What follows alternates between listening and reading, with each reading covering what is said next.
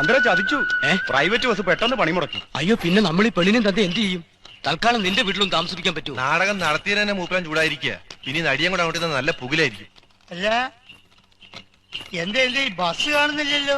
ബസ്സുകാർ പെട്ടെന്ന് പണി മുടക്കി. എന്ന് പറഞ്ഞാൽ എങ്ങനെയാ? നാളെ മീനാക്ഷിപുരത്ത് നാടകത്തിലെത്തിക്കോളെന്ന് വാക്ക് കൊടുത്തിരിക്കുക. ബസ്സുകാർ പണി മുടക്കിന് ഞങ്ങൾ എന്ത് ചെയ്യാന്? നിങ്ങൾ എന്ത് ചെയ്യുന്ന വെച്ചാൽ ഞങ്ങൾ എന്ത് ചെയ്യും?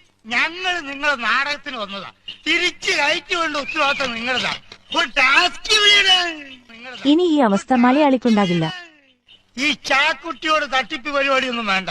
ചാക്കുട്ടി അറിഞ്ഞാൽ തൊട്ടിയാണ് തൊട്ടി. ചേട്ടൻ ബഹളം വെക്കാതെ. ഞങ്ങളൊക്കെ ഇവിടെ അറിയപ്പെടുന്ന കുടുംബത്തിൽപ്പെട്ടവരാ. എന്നാ ടാസ്ക് എന്തെങ്കിലും വഴി ഉണ്ടാക്കാൻ ടാസ്കി വിളിക്കുന്നത് ഇനി മുതൽ ഈസിയല്ലേ? ചേട്ടാ, ഈ വണ്ടി കയറ്റി വിട്ടാലോ? കണ്ട കാളന്റെയും പോത്തിന്റെയും പുറത്തേറി പോവാനേ ഈ ചാക്കുട്ടിനെ കിട്ടൂല.